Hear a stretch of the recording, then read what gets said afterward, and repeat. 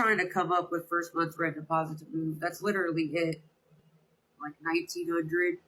So far, I have 200 now. August of 2023, she made up a story that they gave her 3 days notice to vacate because the building she was in bad shape and being torn down. That's a lie. The complex is still there housing tenants. What actually happened was that she was evicted for non-payment and was served papers at the end of July. That's the first eviction of the 3. Here you can see in public court records from Franklin County Court in Ohio that she was evicted. It had nothing to do with the conditions. You can see by this public court document from November of 2023 that she was being evicted from her next apartment that she had lived in for less than 4 months. She was able to drag the process out long enough to get her through February into March. On March 15th, she was physically evicted by the sheriff.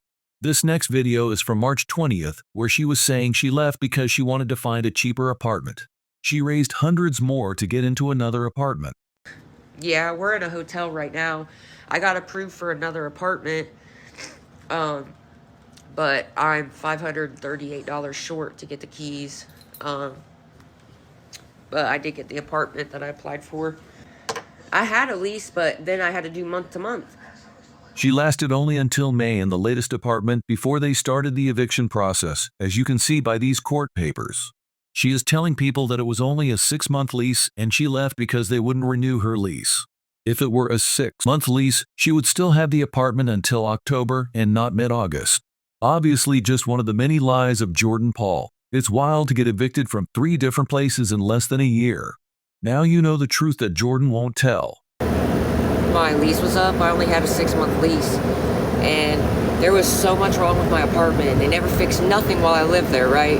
But then when my lease was up and I went to see if I could to renew it or whatever, they said that they didn't want to renew it because they wanted to fix it and they couldn't have anybody living there while they fixed everything that was wrong with it.